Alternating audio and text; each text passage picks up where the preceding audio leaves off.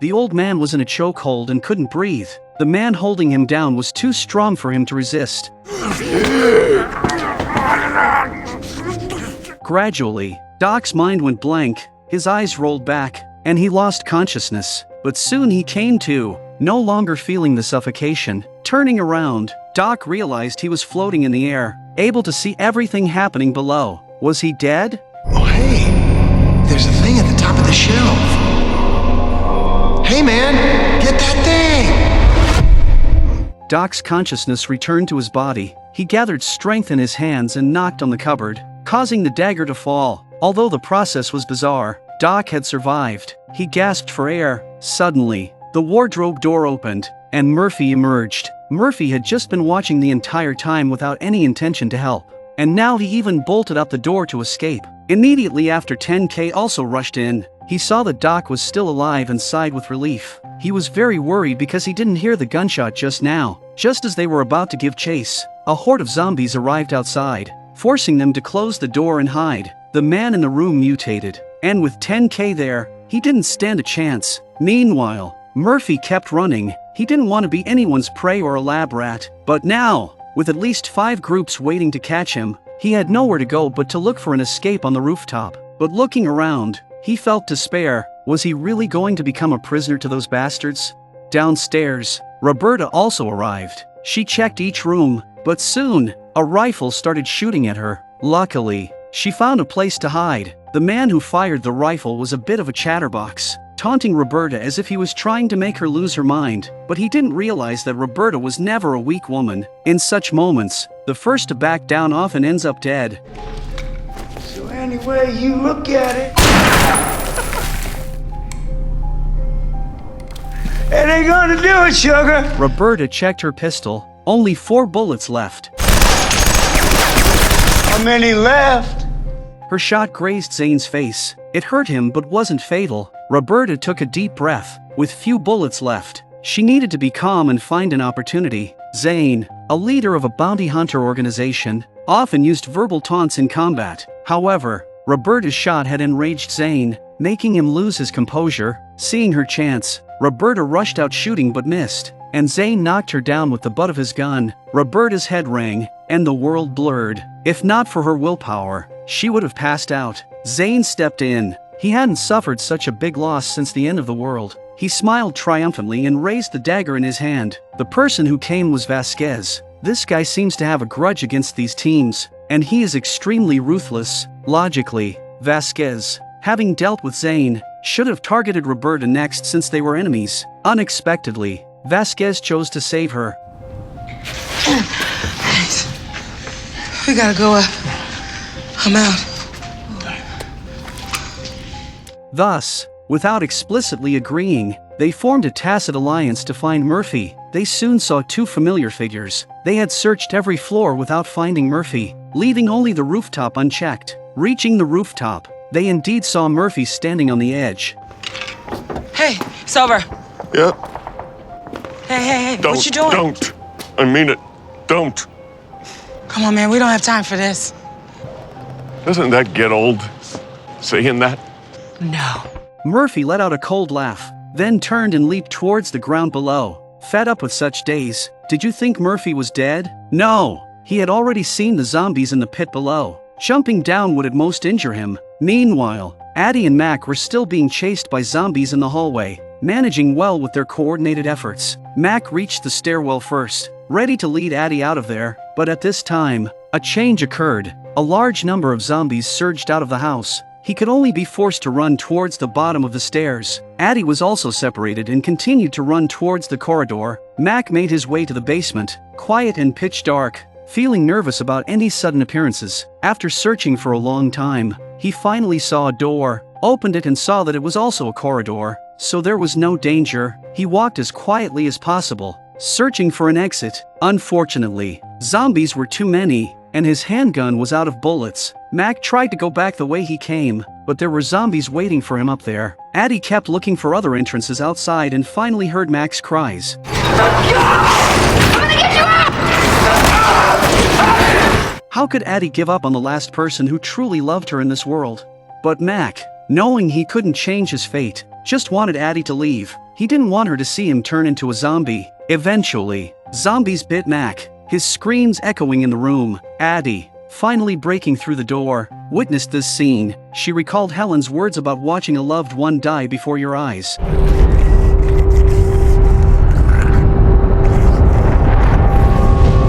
Mack mutated rapidly, losing his gentle demeanor from life.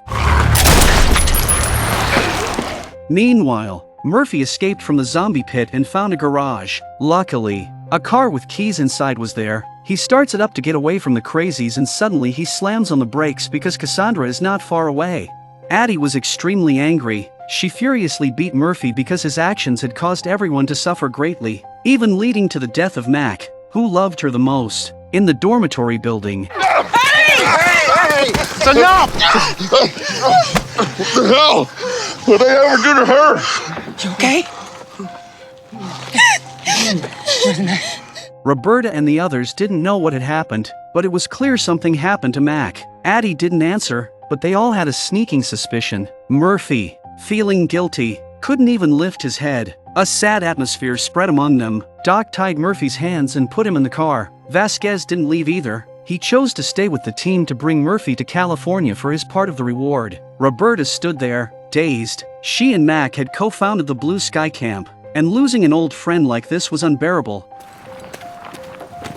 It is said that in this area, terrifying blaster zombies have appeared, making it nearly impossible for any person or animal they encounter to survive. As a result, people erected a sign by the roadside, but on the second day, a group of survivors thought it would be safe to speed up in their car. Tragically, their car overturned on the roadside, emitting thick smoke. Of course, this couldn't have been the work of zombies, because on this road, there was also a gang of bandits specialized in robbery. They had laid spike strips on the road, waiting for cars to drive over them. Then all they had to do was collect the spoils. This unfortunate group of survivors fell victim and became zombies after dying. Shut up and get the spikes.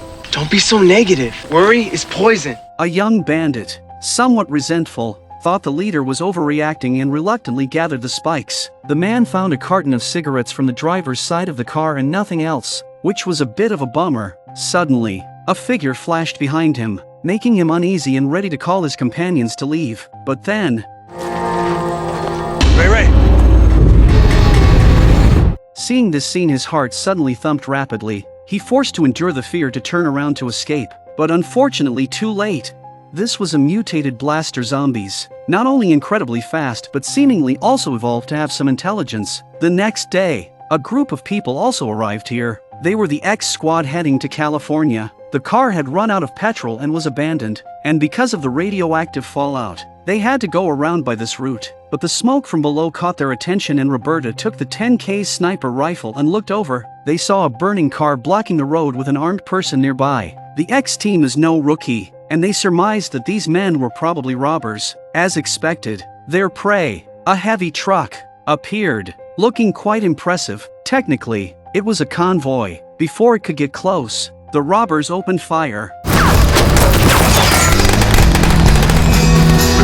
The leading truck was forced to stop. Roberta couldn't help but worry for them, stopping right into the robbers' trap. Soon, a group armed with weapons descended from the convoy. A shootout began. Unfortunately, although the robber was alone, his shooting was precise. In contrast, the convoy mostly consisted of ordinary people with no experience. At this time, another robber came behind them. He moved very fast on the motorbike. The residents could not do anything about him.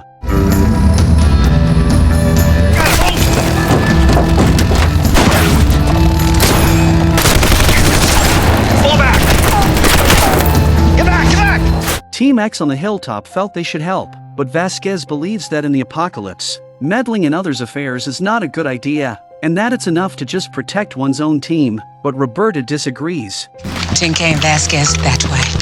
Addie, you and me. Doc, you watch him and her. They began to act after assigning tasks. 10K and Vasquez go around the side. The robber sees the situation change and yells for his partner to cover his retreat.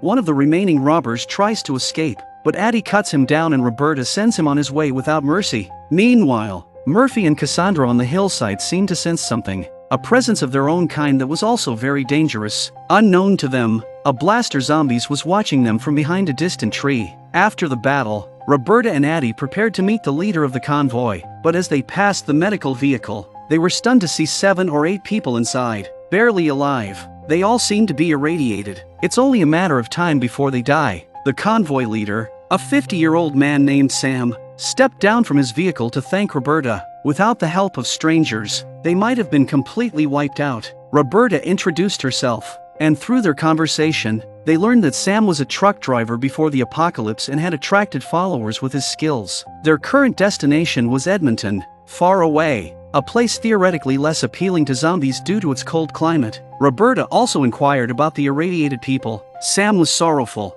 He knew they wouldn't live long but couldn't abandon them. They had to continue together, hoping they could survive until reaching Edmonton. You've got to have some hope. Later, the convoy provided food to Team X and offered them a lift, saving them a lot of effort. However, Roberta warned them to be cautious, as the medical vehicle was a ticking time bomb that could explode at any moment. After the meeting, 10K is getting ready to get in the car. At that moment, he felt something in the distance but saw nothing when he turned around. Could it have been an illusion?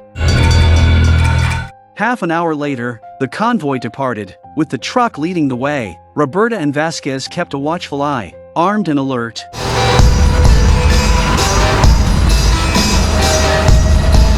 Following them were Doc and Wrecking Ball, with the medical vehicle at the rear. In addition to the patients, Addie, Murphy, and Cassandra were also inside, vigilant for any sudden deaths and potential zombie transformations. After a while, they passed the sign warning of zombies and saw the overturned vehicle from earlier. The 2 dead bandits lay on the ground, their faces torn open, revealing bare bones. The sight was shocking to everyone in the vehicle. Roberta rushed to the front to ask Sam if he had seen anything like this before. Sam speculated it might be the work of blaster zombies, either survivors killed by nuclear radiation or zombies mutated due to it. Blaster zombies often appear in groups and move incredibly fast. They might be watching them from nearby. As if to confirm Sam's words, a white figure appeared not far from the convoy. After walking for a while, Vasquez noticed the zombies running on the hillside, but then lost sight of it again. Their expressions became grave as they realized the rumors of blaster zombies were true, and they needed to be extra vigilant for the rest of the journey.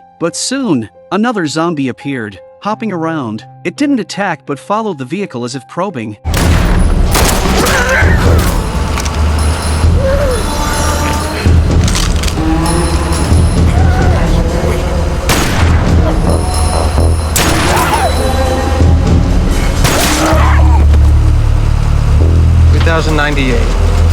You're one hell of a shot! 10K was thrilled. Fortunately, these zombies only watched from a distance and didn't attack in groups. Suddenly, there was trouble ahead. 2 motorcycles approached the convoy head-on, and the bandits appeared again.